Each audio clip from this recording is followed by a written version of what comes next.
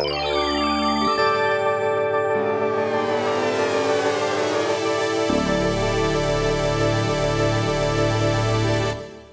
Ellie Shore, and I've been running these art salons for 3.5 years now. And welcome to Art Salon.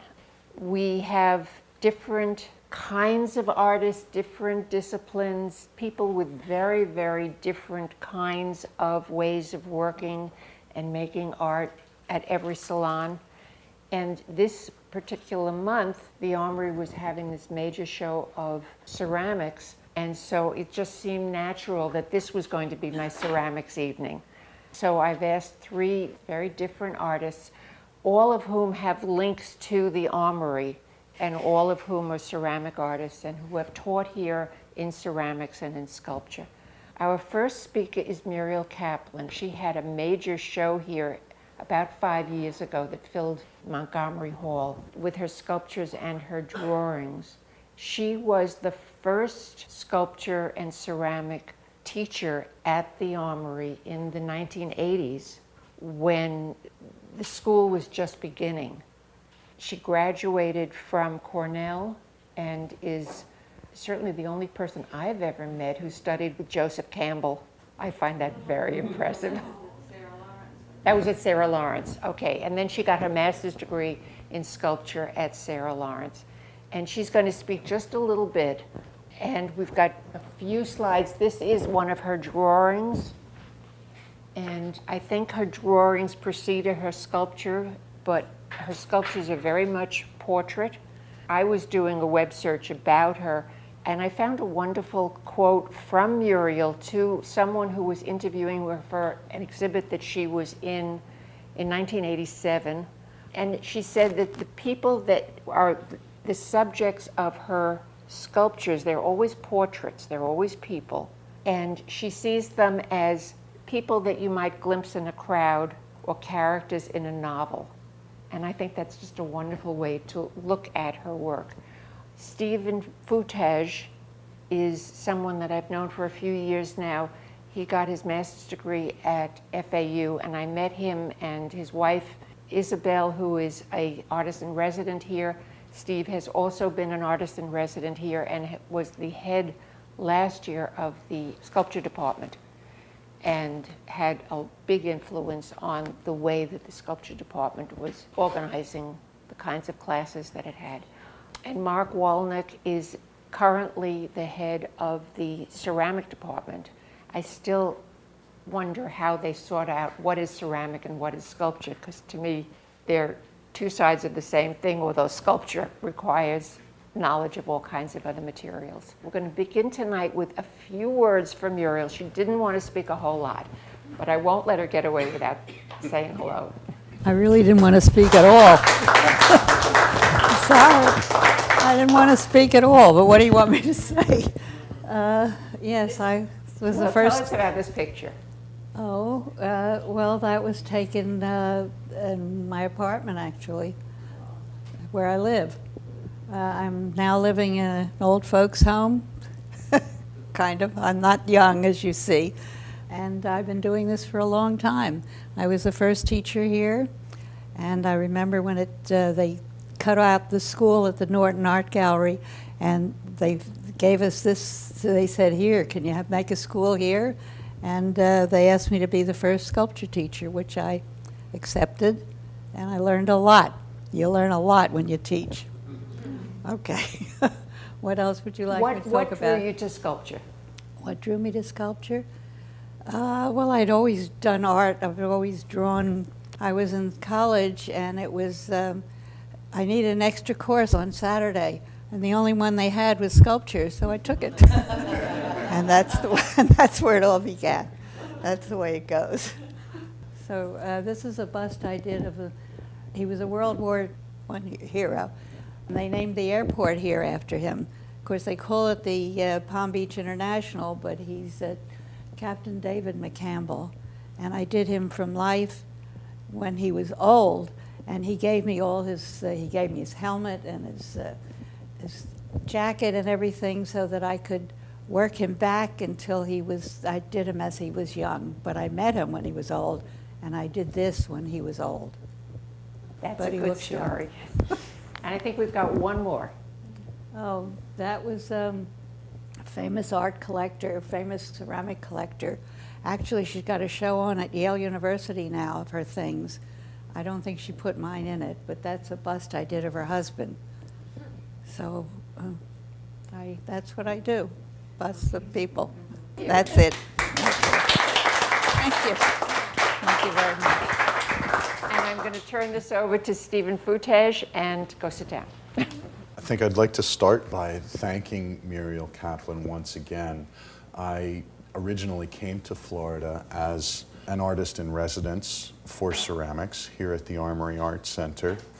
And, well, I first walked up to the building and whose name do I see on it but Muriel Kaplan. So, you know, I feel really grateful that your efforts here in creating this place and helping to drive it as an educational facility, creative place, I still owe a great debt of thanks to you.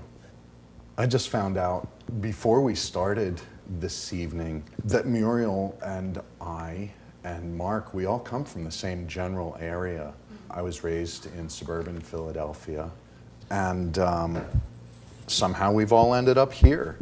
I did not have a direct path into the arts, and really I didn't embrace ceramics until after I had gotten my bachelor's degree and I was out working. I found that I really liked working with my hands and ended up taking classes for pleasure at my local university, Westchester of Pennsylvania. I really enjoyed throwing pottery on the wheel, and I was immediately drawn to the raku firing style. I like fire a great deal, so it was a real attention getter for me. I enjoyed the ability to glaze designs onto the pieces, and right away I started using the unglazed surfaces and started what continued to be an exploration of negative space. I think my early designs were initially inspired by flame and seeing how it flickers and curls around the pieces even as you're performing the reduction process. I did work as a hobby. There were no real influences at that period of time for me, but Lindsay Feuer, she graduated from Tyler School of Art right around the time that I started taking up ceramics. So she was one name that I did remember. I really liked the asymmetry of her work, the spectacular motion that she achieves with these pieces. I really didn't understand the potential that clay had for me until I went on a trip to Ecuador. I went into an anthropology museum thinking I would see a bunch of bones, and I saw instead all kinds of wonderful ceramic works done by I believe there were 12 or 13 groups of people living in what's now Ecuador to the northern end of the Inca Empire. The zoomorphic and anthropomorphic forms that I saw were just fascinating. And in this case, you can see the similarity to the Mochica culture down in the heart of the Inca Empire, where they often had these portrait stirrup vessels. It was highly inspirational, and back home I started to seek out other kinds of pre-Columbian work. I remember at one point up at the Museum of Fine Arts in Boston, they had this exhibition on classic Maya codex vases, okay? And this is actually a cylinder. It's photographed in rollout form. A guy named Justin Kerr did a great deal of that work. And so you get to see a couple of things here. You get to see some of the glyphic writing of the Maya. You get to see a tremendous amount of movement in the figures that are depicted here, whether they're human or anthropomorphic or whatever. There's some strange insect up there. But you also get to see a lot of very interesting flourishes and curls and seething. And this is one thing that I found particularly interesting. And you'll see that it shows up in my work in a few different ways. It really wasn't enough for me to just look at these things at home, though, so I decided to take a trip through Mesoamerica, and that trip lasted about 5 months. I went to a lot of anthropology museums and archaeological sites. In the Yucatan region, there was a group of the Maya known as the Puuc Maya, and it was a very arid region. They used to build underground cisterns and collect water, and they prayed to the rain god Chalk. So you see a series of chalk faces embedded in the facade of this building. Oh, and on the right-hand side, you see profiles which are displaying the hook nose by which chalk is known. I'm interested in, I suppose, in the theology, the mythology that helped to drive these cultures. I think they were trying to put some kind of a face on something that maybe wasn't understood or explained. And while I was traveling, I started picking up trash and rocks and shells. And so when I finally stopped moving in Panama for a while, I started making sculptures out of found objects. This was the first chalk mask that I produced. And I have it situated so it's kind of floating in front of this bug-like or possibly alien head. And I started entertaining the idea of that being a possibility of them trying to put something recognizable, say a mask of chalk, this god, on top of something that they couldn't understand. That was one theme that I carried home with me, and I also carried home that found object aesthetic, even though I was building entirely in clay. I would build several parts in different fashions and then start to see how they fit together. This is another piece that I executed in Panama. I was just fascinated with the different kinds of tension and movement that I got out of this piece. I wasn't using any tools other than a set of needle nose pliers that somebody bought for me down there. So I was forced to connect things without the help of the machineries that we're accustomed to these days. So I thought about coming back, actually, after building those couple of found object pieces so that I could, start my career as a sculptor. But I didn't. I came back much slower, and when I was in Nicaragua, I met this woman, and we spent a lot of time together, and I made a series of pieces that sort of detailed our time together.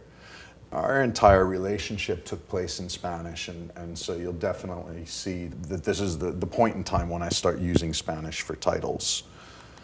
I'm still employing that found object mentality. I'm also incorporating building techniques that I learned from a professor, mentor, friend of mine named Dale Shuffler.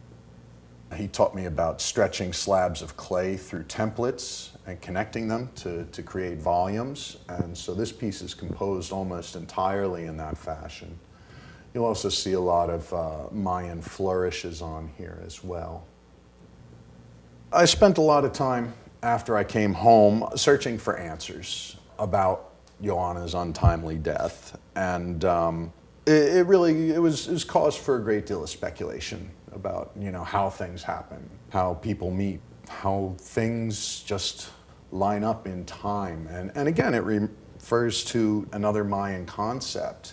Their systems of counting and time are basically a set of gears that operate on different scales, but they end up meeting. The cogs end up meeting at some point in time. And I found that to be a very interesting concept, although not necessarily comforting. The pieces these are all hand-built pieces. They're low-fire glazes, some of which I developed. I developed the purple. I love purple. So all of the glazes are hand-painted. It's a very meticulous process. The texture on here was a result of another technique that Dale taught me about creating slap molds out of clay, firing them, And I literally slap a slab of clay into it to get the most pure reproduction of that texture that I possibly can. The rectangles in here are also meant to represent Mayan glyphic writing that I often saw in the stele when I was traveling.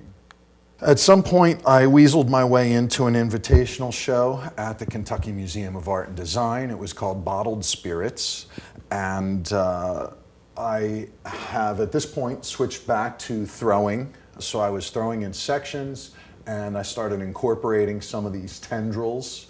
In this case, it serves as a handle, but I find that those tendrils, they can serve a lot of different purposes. I enjoy that multiplicity of function. My take on the spirits, rather than being, bourbon production, was that I envisioned these spirits actually trapped within these bottles, and they're traced, bouncing around in there, trying to escape, and finally doing so in the handle here. I was also interested in the idea of taking a design from 2 dimensions on the surface and translating it into a 3-dimensional extension. Again, this was something I saw down in Ecuador when I was at that first anthropology museum. I continued to search for really the heart of the meaning of these designs that I was painting onto the surface. There's still this push and pull between positive and negative. It's something that just continued throughout my creative career. At some point, I started using a process known as darting. I didn't know what it was. Somebody had to tell me after I'd been doing it for about 2 years. But the purpose of it was to start to take those surface designs that I'd been glazing and make them more sculptural, give them 3 dimensions. There were a few reasons for that. One, a surface is a surface. It's 2 dimensions, and I just felt like there was something richer to be gained from giving it more volume. I also found that I was breaking a lot of the tendrils that I was putting on things. They were too delicate. And so I needed something that was going to be able to last a little bit better. I found this interesting in a fit of research that, there are other people who seem to go through similar struggles. I know Michael Sherrill as a sculptor. He's a guy who uses mixed media. He works in clay. He uses glass, he uses bronze, he uses stone, and combines them all into coherent parts. But here, I feel like I find him at the same point of struggle that I was at. And that's essentially that of a potter who's probably unwillingly abandoning function in their work. I had a period of time in Philadelphia where I was at the clay studio, and I remember getting a critique from the director at the time, Jeff Guido, and he really didn't like the feet that I was putting on my pots. He said I really needed to do something to resolve that. And so I started looking for different resolutions. And so really there's very little in the way of a foot on this particular piece, and you're gonna see very little in terms of feet from here on out. Again, there's, you gotta listen when somebody tells you something, right? I mean, he had a good point. So, so this is my version of a stirrup vessel.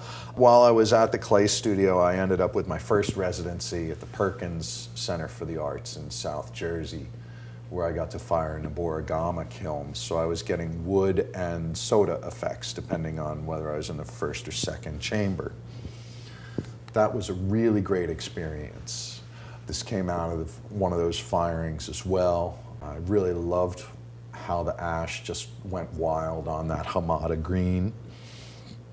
I had a couple of buddies that I'd been wood firing with from Lancaster, Pennsylvania, Phil Harlem and Kevin Lehman, and they comprised my crew there. And so they were really, they're inspirational, they're helpful. It's not something you can do on your own. And in my time wood firing with those guys, I really came to see the wood firing effects as more of a patina, because you're not really glazing most of your work in a wood firing. You just let the ash flow in and melt and let the atmosphere of the kiln do its thing. And for as interesting as that is, I found that the opposite side was even more pertinent to me, because I started using the wadding as particular placements, as designs.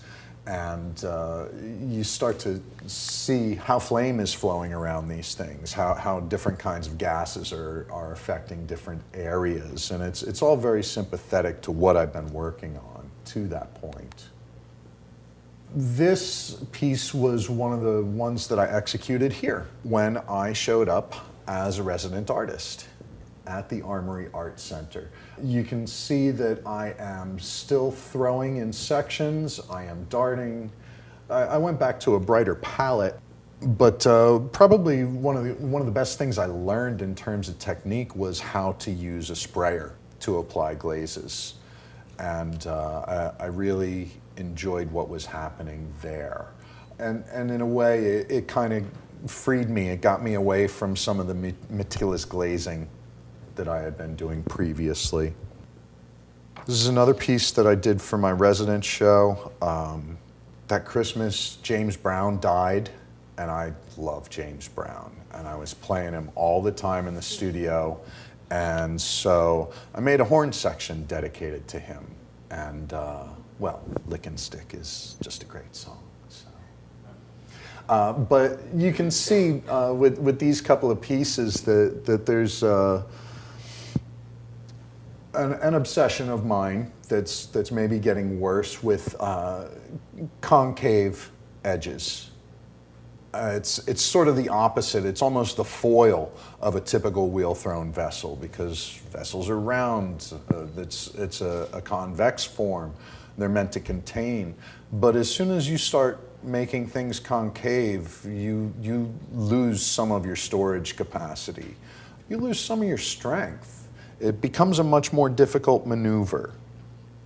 You can also, this piece is definitely inspired by the presence of banyan trees. It's something that we don't have up north, and they continue to fascinate me. At this point, you're seeing other things influencing my titles. This isn't my title. It's something that somebody else said in a series of email flurries, and I just liked it. It has a meaning to me, and lots of the time for me that's enough. You know, maybe there is no greater truth to get at. I was down here for a couple of years.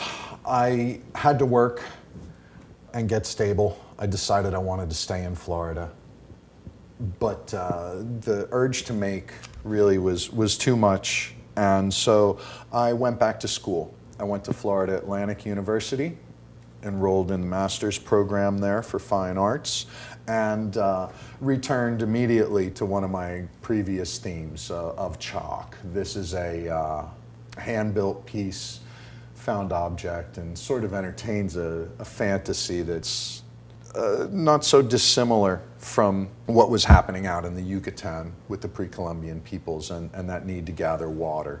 And so I had this idea about all of South Florida doing the same.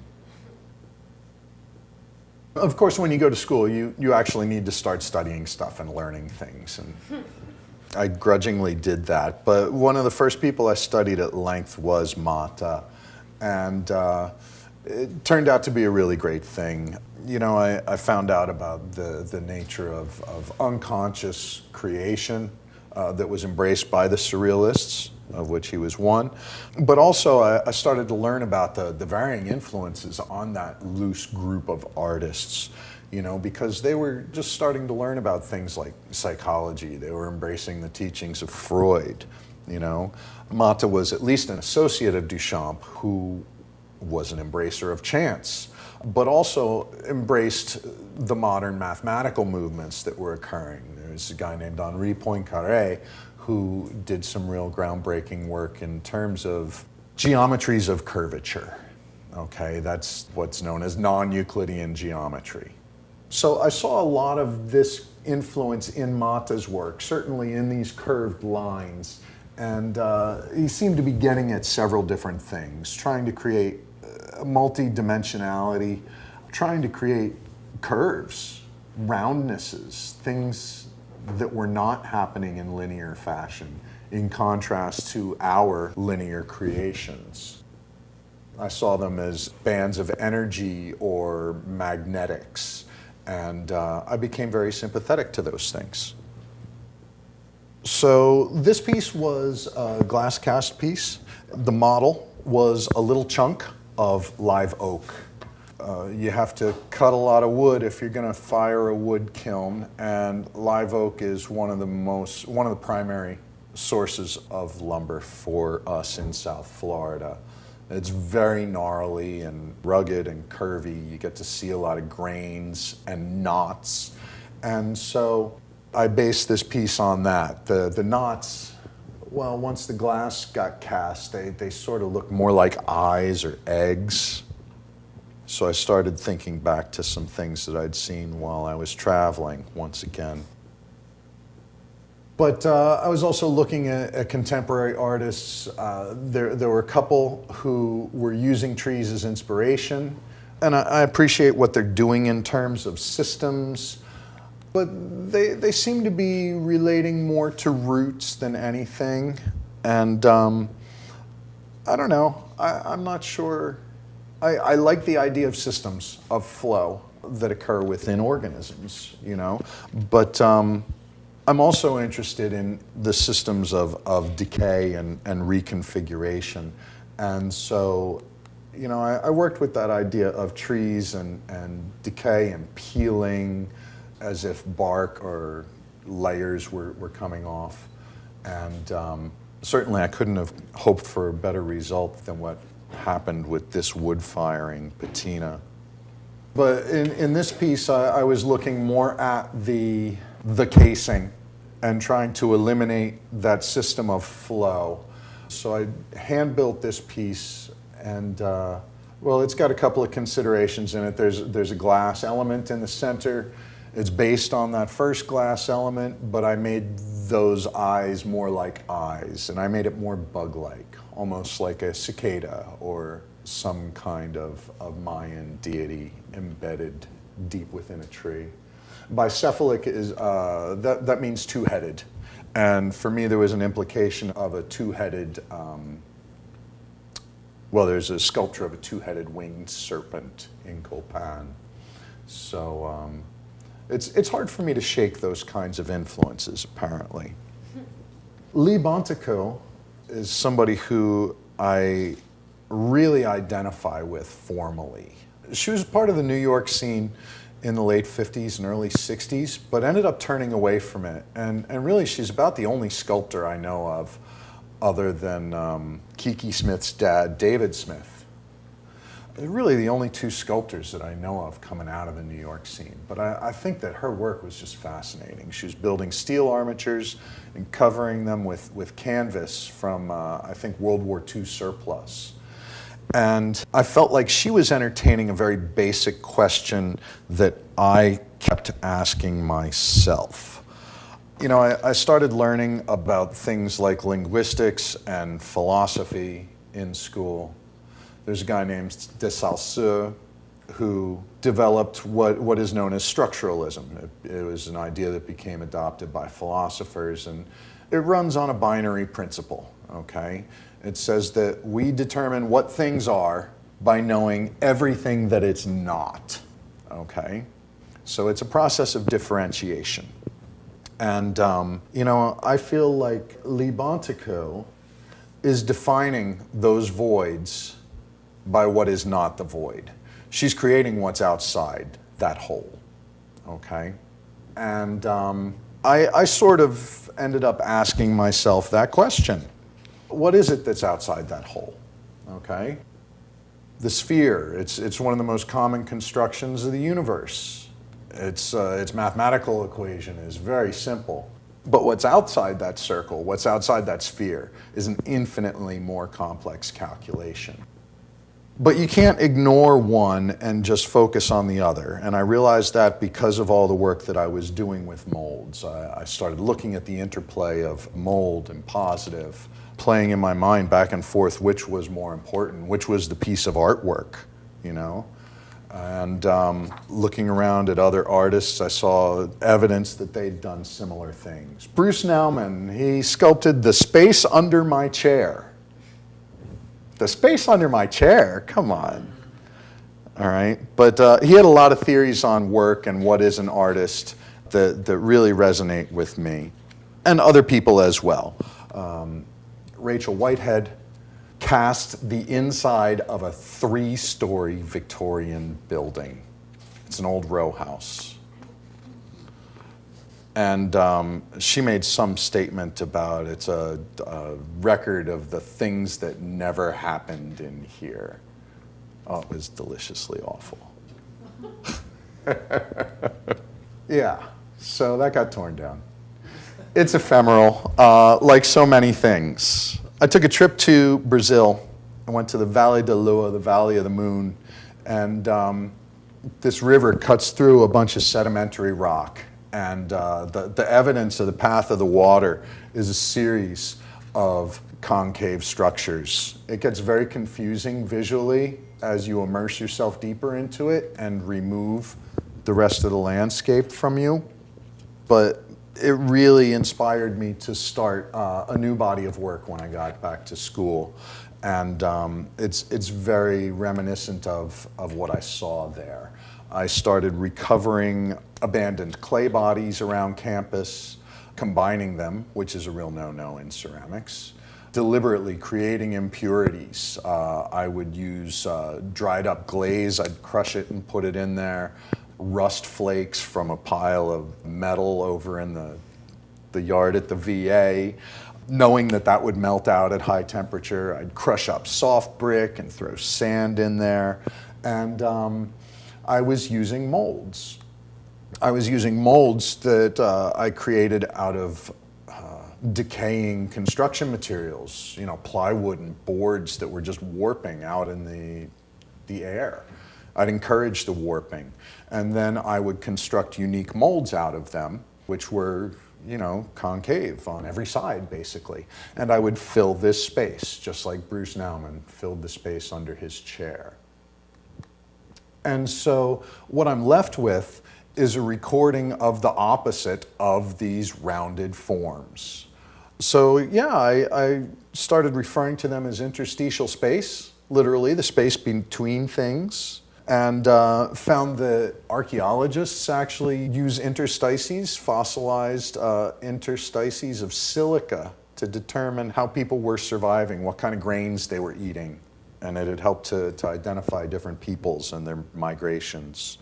And you know, I just found I found that there were lots of applications to this idea of what's around the other things. A lot of the evidence seems to occur in for us 2 dimensions. This is part of the surface of Mars, and it happens on different scales too. So, you know, this is a cellular scale. Stroma is that interstitial filling between bone. And so, yeah, I continued filling these spaces. You can see in the dark areas where I've just mashed clay in. There was a purposeful de-skilling because I felt like I had to. I wanted the molds to do the talking at that point. But as I was doing these kinds of things, I started seeing these occurrences, you know? There was an old chair outside my house, and the oxidation pattern is following the same pattern that I was finding in other places. So I'm finding that these things happen in different scales and on different timelines. Lacunae, those are more gaps, filled gaps. And you know, I looked around for other people who were doing similar things.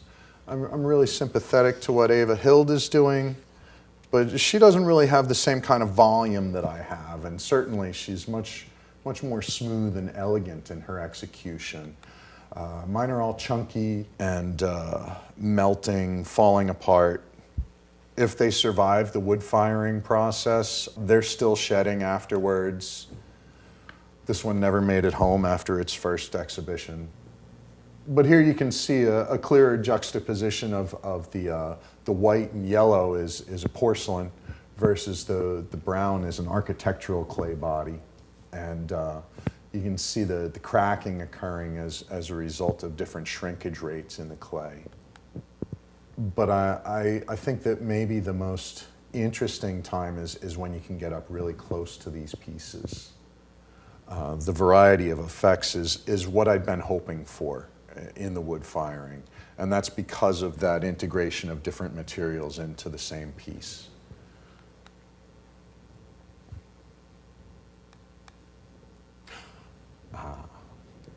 Gordon Matta Clark, I learned, is the son of Roberto Matta. He is, yeah. And this guy was real active in the 60s and early 70s. He included performance in some of his work. He had a pig roast under the Brooklyn Bridge. He created a fresh air machine. He cut apart his van with an oxyacetylene torch, but it still had gas in the gas tank.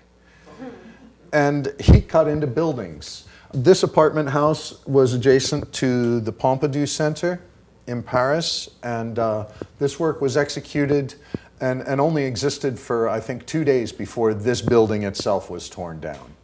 And I love Gordon Matta Clark because he is committing violent acts against the rectilinear constructions of humanity.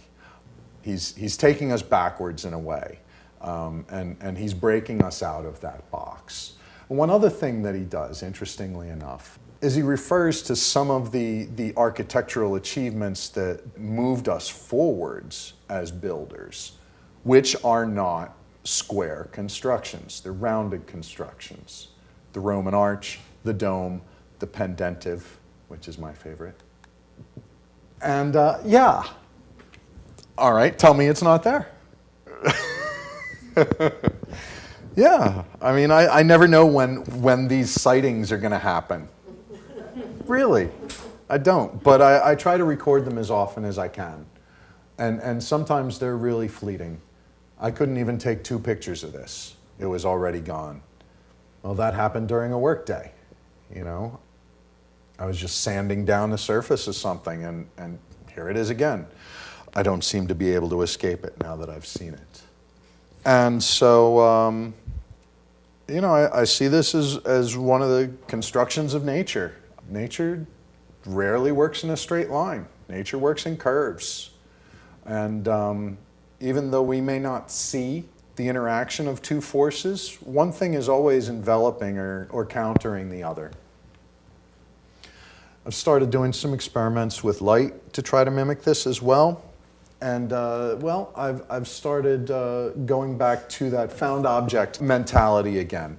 I'm out of school, so I don't need to do things to please people anymore.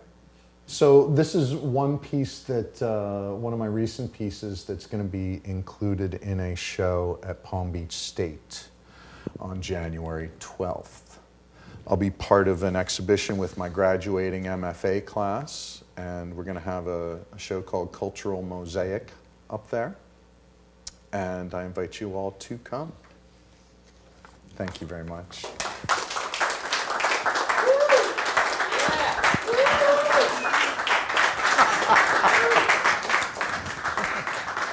Thank you so much, Steve. I know I'm going to be looking very differently for a long time to come. And you proved to me what I keep learning over and over again is that every artist has a fascinating story and influences that are just amazing and varied, and it's wonderful to listen to.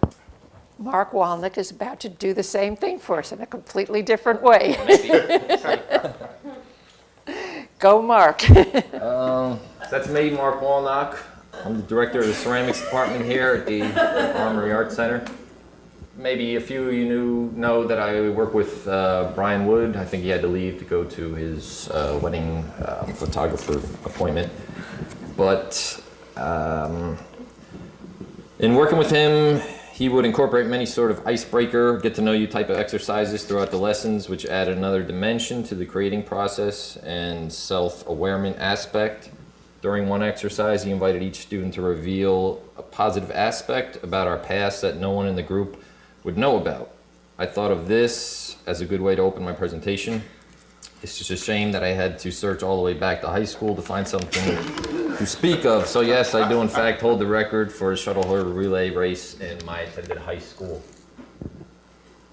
Prior to moving to Florida, I lived in upstate New York for 2 years with my sister, brother-in-law, and nephew. Me, being the sensitive uncle I am, took every advantage of harassing my nephew daily. He had a fish tank on our kitchen counter with one of those fake plastic backdrops. He couldn't stand seeing any change to that, so of course I inserted a new celebrity face in the background each week. This was Fish Tank Macaulay. So this is us. Older brother in the background, sister on the right. My brother works in computers, a language that I have unsuccessfully been trying to avoid. He would tutor me in algebra while not even looking at the book and focusing on cartoons. It's very interesting to me how two family members could have such opposite mentalities when it comes to information retention and comprehension. My sister is a pastry chef and currently an instructor at the CIA in Hyde Park, the Culinary Institute of America. Her resume is a bit more relatable for me, as I've dined at most of all her past position restaurants, where a bottle of wine costs more than my weekly income. While living together, we did collaborate on a few custom wedding birthday cakes. Many of the same tools used in the baking pastry world are similar to those used in ceramics. One frustrating fact I learned, though, is that fondant icing gets steadily softer with the warmth of your hands, while clay is quite the contrary. This is now family photos. Just before moving to Florida a couple of years ago, my mom wanted to document life with our family photos. This was part of the outcome. While this particular photo was a keeper, I do not know why. My mother hates my hair, my nephew's fingernails are red, and it appears that I am married to my sister. Our son in hand, with a lurking neighbor creepily engaging. Take me out of that happy, take me out of the picture and that's a happy family. That's my brother-in-law on the left side there. It's also funny that we kept that day proceeding with the photos as my dad was ill in bed, couldn't participate. He would later be photoshopped in behind my mother in a few scenes. In the covers. So I grew up in Matawan, New Jersey, a smallish town in Monmouth County near the beach. When I finally get to my images of work, I think you can see some influence of the shore, sea atmosphere within. My mom and dad met at a stranger's wedding where she was the maid of honor and he the best man. They were in the Navy together. She was a Navy nurse. She's a nurse today. My father a mechanic. I retained as much information regarding cars as I did computers, however, as you see. Oftentimes I need a GPS just to get home if I'm not leaving directly from the Armory. So Matawan is infamously known as what story Peter Benchley was influenced by when writing Jaws.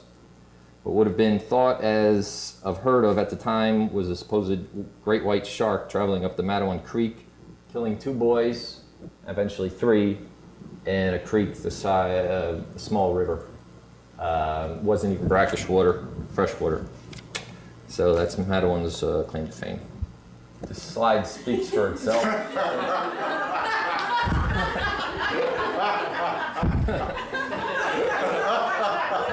I think honestly and straightforward, clear, when it must be displayed, especially when it's the truth. I love you, Stephen. I guess with this would be where thoughts on my career began. I never planned on college. I had no portfolio. My guidance counselor said, don't bother taking the SATs.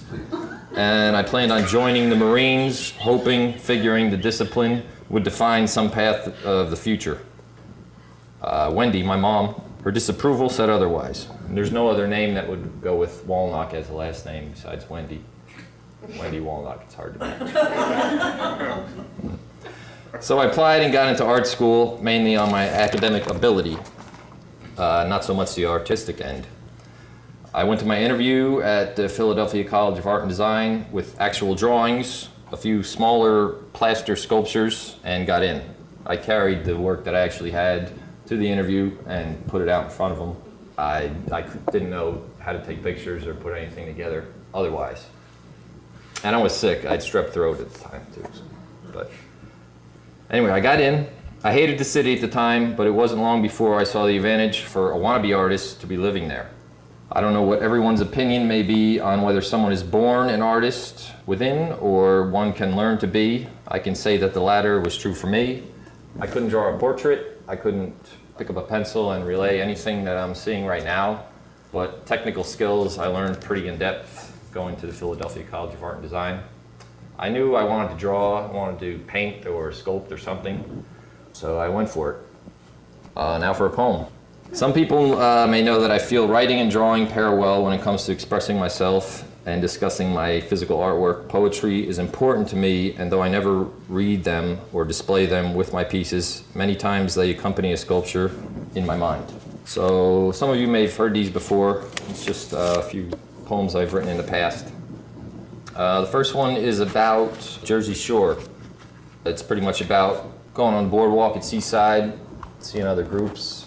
I'm not the most social person, so I was kind of jealous and just kind of wanted to be a part of other groups. So here's the poem. On summer nights at shore passing, while they form their group, share their gossip, and flirtingly tease one another, beneath the half-faded rhythmic neon lights and the foul-smelled swirl of underage cigarette smoke and cotton candy, I scrape, splinter-toed, without a word, down the path.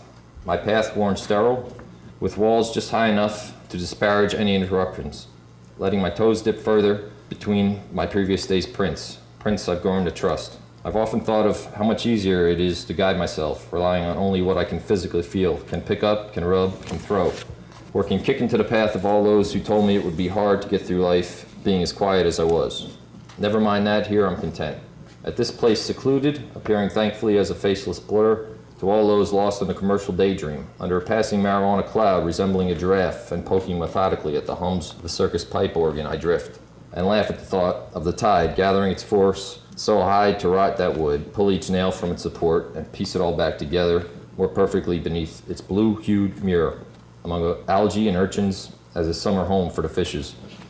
As jeers fade and the moonlight more successfully illuminates the boardwalk lights, it's easier to see the shadows discarded by mothers and fathers, infants too young to care where they were, and people no older than I was, following so close to one another, the thought of being alone amid such a wonderland, a child's nightmare. But it's in these shadows, and without a word, that I shared in the secrets and grinned at the jokes of those I'd never known. So, my social interaction, personality relationship to my artwork again. I could go for full days, sometimes a week, without talking to anyone or answering a single question in my class. So prom time came. My mom told me to go, so I went. That's me. The excitement is apparent on my date's face. We're in the far, your right side there. You can see how happy she is. She dumped me later on that evening and went to Wildwood, Liza would know, with a different group. Again, these experiences make us who we are, so I've accepted it. We stayed in touch, and she later invited me to be in a group show in Chelsea a few years later. I went. I don't care.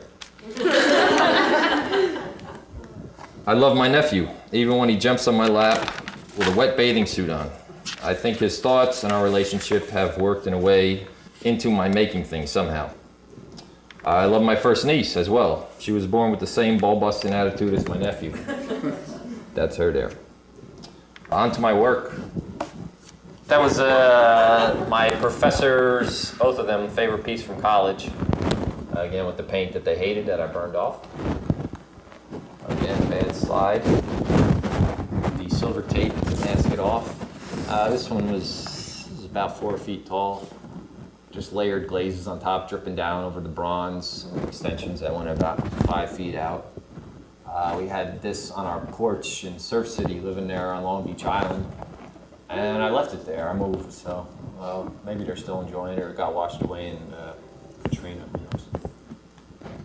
Talking about my jobs that I've had in the past, this was Thompson Park Craft Center in Holmdel, New Jersey. This was a piece that I made with the student. The person running the studio said not to build above 20 inches or so. So we made that one, I think, 23 inches. It's a pineapple, and we glazed it, according to what the pineapple looked like. Some smaller scale work, bronze glaze.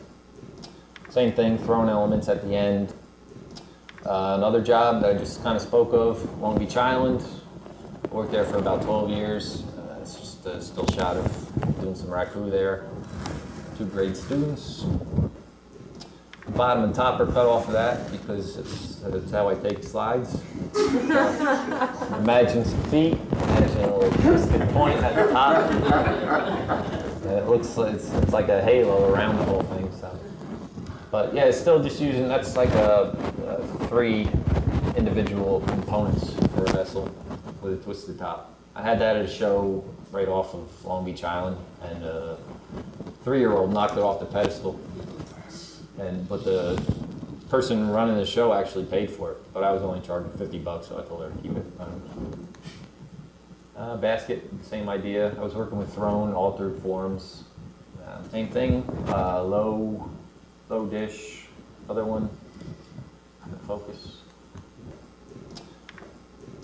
These are small, kind of softball-sized pieces that I was working with. This, I got into a gallery in New York, in the city, and it was small-scale sculpture. It had to be under 6 inches, so I started doing these small pieces. Still starting to rest on these little tendrils that I have on the points.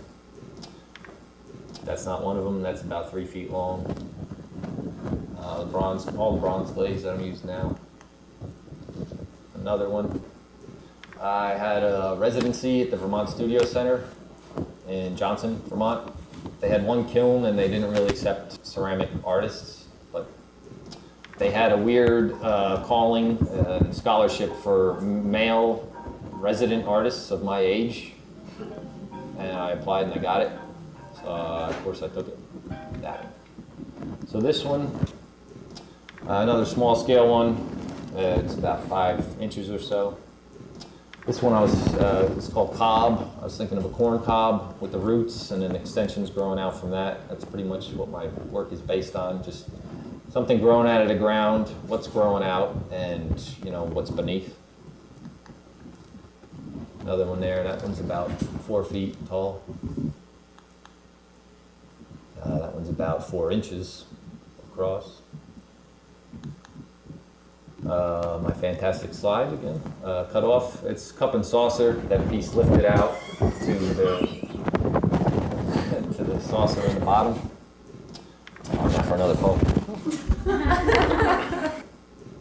So this poem is about my relationship with my dad, our similarity in personality, and our common bond over fishing in the morning. It's called Daybreak. The car ride in silence, gestures and grins, speaking the words neither of us needed to say. With the radio tuned to stations which I'd seem to repeat the same songs each week at the same time. Songs you'd mumble to, songs I'd learned to love. Occasionally you'd break my daydream with a playful tap to the shoulder. Game to see if I was awake, a game instead of words. Watching the tide roll in, tossing its force rhythmically gently onto the rocks where we stood, a child's fantasy. Left bundled in woolen layers despite August winking sun, I sat, legs crossed, fingers inspecting all they could, not far from the shoreline, and you, sure-footed, crossed the line into the sun where I knew only you were able to go, and where the glare outlined your weathered skin, stained from years of devotion, and though your eyes never left the waves to see if I'd wandered off or jumped in, I was always watching you, taking the steps that I couldn't take yet, but someday would, with the same wind edging me on, as gently as the hand you'd awoken me with that morning. I worked at Penland for a bit. Penland is located in a dry county, so all there is to do, of course, is drink and make pottery. So that's visit the drinking part. There's disgusting llamas on the hill outside of it. I don't favor animals. I wouldn't hurt one, but they're, you know, especially the llamas, their tails and the fur underneath are like disgusting dreadlocks with everything that they're dragging along underneath of them. So they dared me, knowing my disgust, to go out and take a picture of it. So I got that close, and the thing started spitting and sticking its tongue out. That's my record of llamas. That's me with short hair, working at the wheel. This is a kiln that we built at Penland for which John Britt, potters may know his books, used that for most of the firings for his Cone 10 glaze book, because it was a quick fire, small kiln that he asked us to build. So I did it. That's us firing a salt kiln there. This is also may just prove that I know how to fire other things besides Cone 6, because I don't think I've fired much since I've been here. When I was there, I did a lot of raku because it was a quick turnover, and my forms don't really hold up to high fire or anything. Those tendrils and the bottom things would just sag and fall over and be a mess. So raku I stuck to. There's some smaller pieces. I was there Easter time, and they had an event where all the artists and studio assistants made eggs, and well, whatever kind of egg you wanted to form it out of, and hid them all over the campus. And if you found it, you kept it. So depending on the artist at the time, it could have been some well-known people that were hiding, you know, glass eggs or metal eggs or whatever. And it was luck of the draw. So I don't know who found that one. That was my take on it. It's egg on a stick. Another raku piece I made there, a pod. This was one I made at Long Beach Island, just another take on the curlies. It's probably about 1.5 feet wide. Same texture glaze. This one back to the room temperature glaze a little bit with the red. You can get red with, you know, manufactured glazes, but it's easier if you're just going to look at it to just paint it with red, so that's what I did. Thank you, Stephen. This is me after Stephen gave me gout. Oh, Yeah. Stephen, earlier this year, I was diagnosed with gout. It's kind of fading now. It's gone down. But it kind of disabled me from making work that I wanted to make. So thank you, Stephen. you're welcome. And then it led to these smaller pieces here. A little vessel there. Little better slides anyway. Images. Close up. Still, I'm using just bronze glaze, texture glaze, and again, for people that know the ceramics, it's kiln washed with colorants. It just kind of peels off of that bronze glaze, so just to give it a little weathered texture.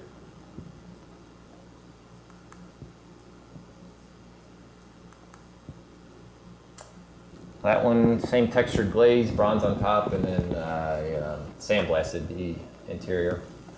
I believe in doing whatever you need to do to achieve what you want on a piece, so I don't care if it's fired or not, I'll do it. Close up on that one.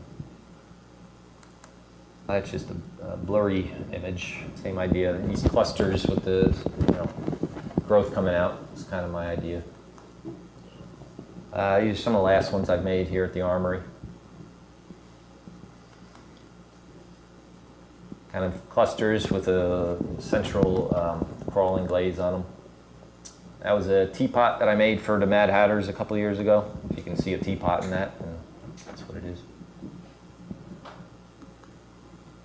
That's the one that's out in the show now that Peter Callis put together. Another one, people say it looks like golf tees on top. Just another extension piece. And one last poem for the road. This last poem is about one major thing that influences my work, and that's my OCD, obsessive compulsive sort of, mentality. So, just one more time before I rest, to quench this churning radiant pest, but will once more then be enough to cease my thoughts of a daydream stride, and leave behind what just now had I seen. I'll lie then down, darkness attest. When in this dark I feel betrayed, while all these shadowed fancies stayed, too close for me to draw them in, and give them life they now deserved. But why me then when I turn and ponder, Would what wondrous dreams cause my slumber frayed? To wander walls, careen their curves, will soothe these tensely wielded nerves. When to a close I finally reach, exit of colored shapes form shadow deep. Enter blank darkness, a much needed goal to a final sound sleep this frame well deserves. You know how tall Steven is? And you can see how tall the guy next to him is. This was Oktoberfest. This is Hans from Oktoberfest that we went to. So you can see how small he looks and how even smaller I look. And then I don't know this guy, but look at him. He's normal height. He's a normal height. And that's my presentation.